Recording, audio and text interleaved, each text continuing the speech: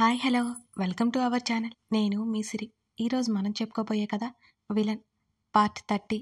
కథలోకి వెళ్లే ముందు లైక్ చేయడం మర్చిపోకండి. అతని వైపు చూస్తూ కొంత సమయం వెళ్ళబుచ్చింది జ్ఞాన. నిద్రలో కూడా నవ్వు ముఖం. కానీ ఈరోజు ఎందుకో దిగులుగా ఉన్నట్టు తెలిసింది.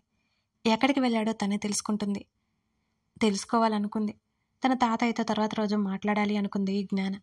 అక్కడి నుంచి ఆమె వెళ్ళిపోయింది. అక్కడి నుండి రవల గదిలోకి వెళ్ళింది.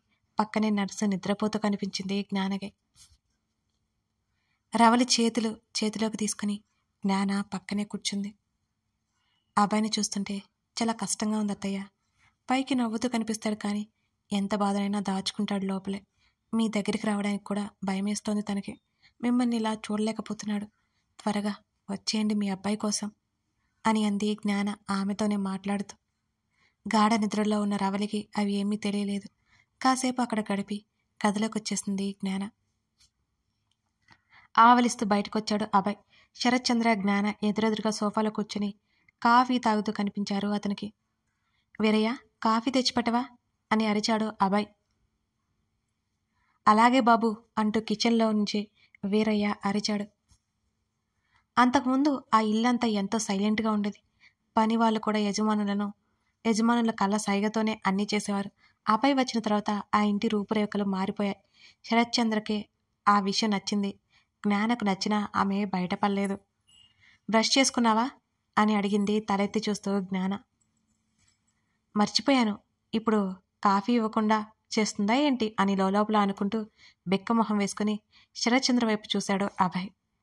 వీరయ్య, కాఫీ తీసుకురావద్దు అని అరిచింది జ్ఞాన. తాతయ్య, మీరైనా చెప్పండి, బ్రష్ చేసుకోకుండా కాఫీ తాగితే ఏమవుతుంది? ప్లీజ్ తాతయ్య, ఈ ఒక్కరోజుకి ఇప్పించండి. మా అమ్మ కంటే దారుణంగా తయారైంది మీ మనవరాలు అని అన్నాడు అభయ్ ఉడుక్కుంటూ. జ్ఞాన, ఈ ఒక్కరోజుకి కదా, వదిలేరాదు అన్నాడు శరత్చంద్ర అభయ్కి వంతపాడుతూ. తాతయ్య, మీరు చనువిస్తే ఇంకా ఎక్కువ చేస్తాడు. అయ్యగారి గురించి మీకు తెలియదు. మీరు సైలెంట్గా ఉండండి అని వాళ్ళ తాతయ్యకు నోరు కూడా మూయించింది జ్ఞాన. నేనేం చేయలేనంటూ అభయ్ వైపు చూశాడు శరత్చంద్ర. యమకింకరి బయటికి అంటే నాలుక చీరేస్తుందని తెలిసి లోపల కొనుక్కుని అక్కడి నుంచి గదిలోకి వెళ్ళాడు విసవిస. పని వాళ్ళు చూసి నవ్వుకుంటున్నారు వాళ్ళని. జ్ఞాన, పాపం ఎందుకలా ఏడిపిస్తావు అని అడిగాడు శరత్చంద్ర. నేను అనేదే కనిపిస్తుంది మీకు. నన్నెంత విసిగిస్తాడో తెలిస్తే ఈ మాట అనరు అంటూ ఖాళీ కప్స్ తీసుకుని కిచెన్ వైపుకి వెళ్ళింది జ్ఞాన. చిచి, నీ బ్రతుకు. అమ్మ అంతే, ఇటు పెళ్ళాము అంతే. నీ ఆటలు సాగనివ్వర్రా అభయ్. నిన్ను చూస్తే జాలేస్తుంది. ఇంత అమాయకంగా ఎలా బ్రతుకుతావురా అంటూ అద్దంలో చూసుకుంటూ బ్రష్ చేసుకుంటున్నాడు అభయ్.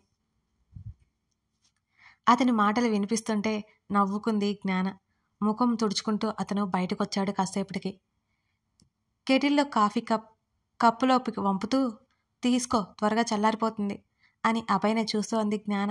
ముఖం ఇంకా ముడిచిపెట్టుకుని ఆమె దగ్గరికి నడిచి కాఫీ అందుకున్నాడు అభయ్. ఆడపిల్లలా అలుగుతున్నావా? అంత లేదు అన్నాడు. మరెందుకో ముఖం అలా పెట్టావు అని జ్ఞాన అడగగానే, నేను ఏదో ఆలోచిస్తున్నాను. నాకు బయట కొంచెం పని ఉంది. ఆఫీస్కి వచ్చి 1 గంట తర్వాత వెళ్ళిపోతాను అని అన్నాడు అభయ్. నిజంగా సెకండ్ సెటప్ పెట్టావా ఏంటి? జ్ఞాన కళ్ళు ఎగరేసింది. మొదటి దానికే దిక్కులేదు, ఇక రెండోది అని ముఖం చిట్లించి చెప్పాడు అభయ్. ఏమో, నువ్వు అంతటి సమర్థుడివి కదా అంది జ్ఞాన కష్టంగా నవ్వు దాచేసుకుంటూ. నేను ఏకపత్నివ్రతున్నని రాముడు మంచి బాలుడు అంటారే, ఆ టైప్ అన్నమాట. నాలాంటి గుడ్ బాయ్ మీద నిందలు వేస్తే కళ్ళు పోతాయి అని తాగేసిన కప్ టేబుల్ మీద పెడుతూ కళ్ళెత్తి ఆమె వైపు చూస్తూ అన్నాడు అభయ్. ఇదిగో, ఈ ఓవర్ యాక్షన్ ఎప్పుడైతే తగ్గుతుందో అప్పుడు బాగుపడదాం అంది జ్ఞాన కళ్ళు చిన్నవి చేసి చూస్తూ.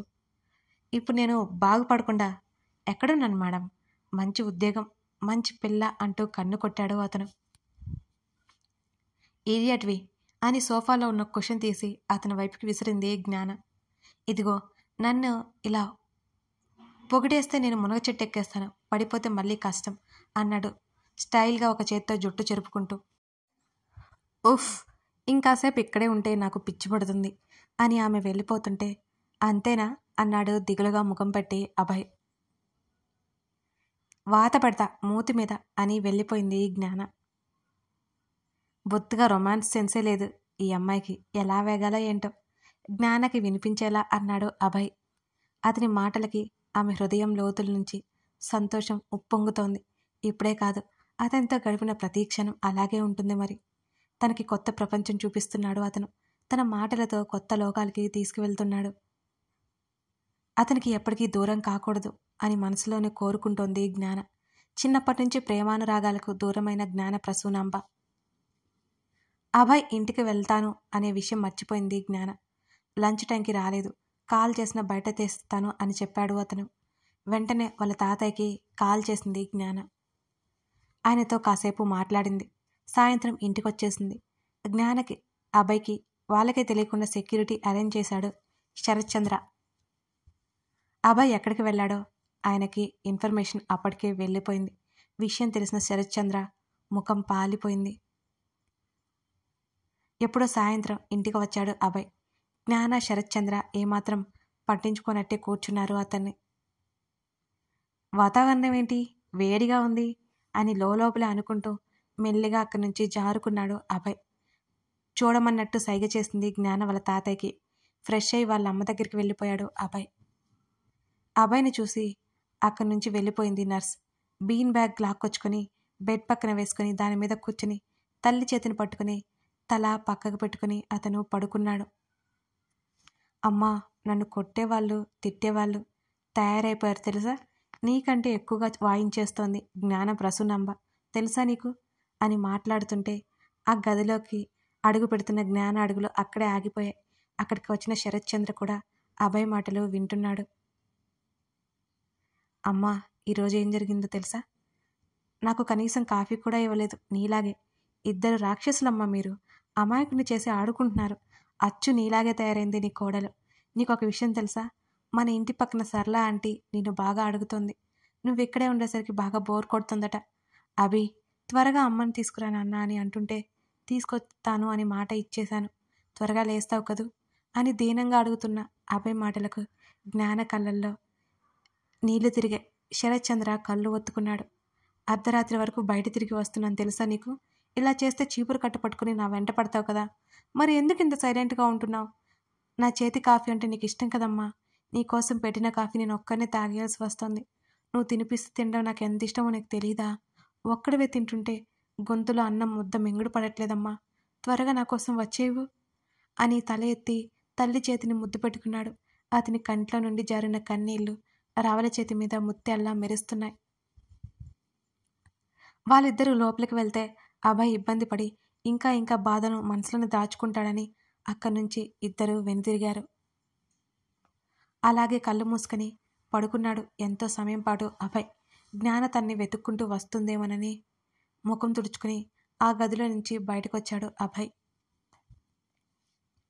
భోజనం చేసేటప్పుడు కూడా జ్ఞాన గాని శరత్చంద్ర గాని అభయ్తో మాట్లాడలేదు.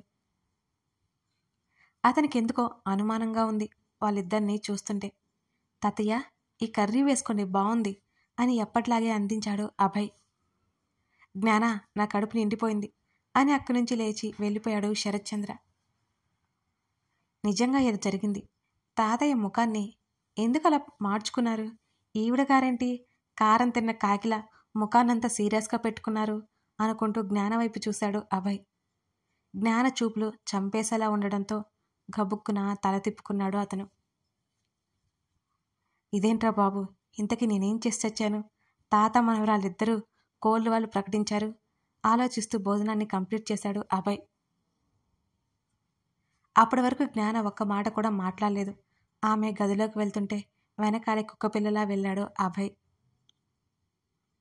అభి, దెబ్బలు తినడానికి రెడీగా ఉండు అని తన మీద తనే జాలి పడుతూ జ్ఞాన గదిలోకి వెళ్ళాడు అభయ్. కథ కొనసాగుతుంది. ఇంతకీ అభయ్ లోన్ విషయం వాళ్ళిద్దరికీ తెలిసిపోయిందని మీకు అర్థమైపోయింది కదా.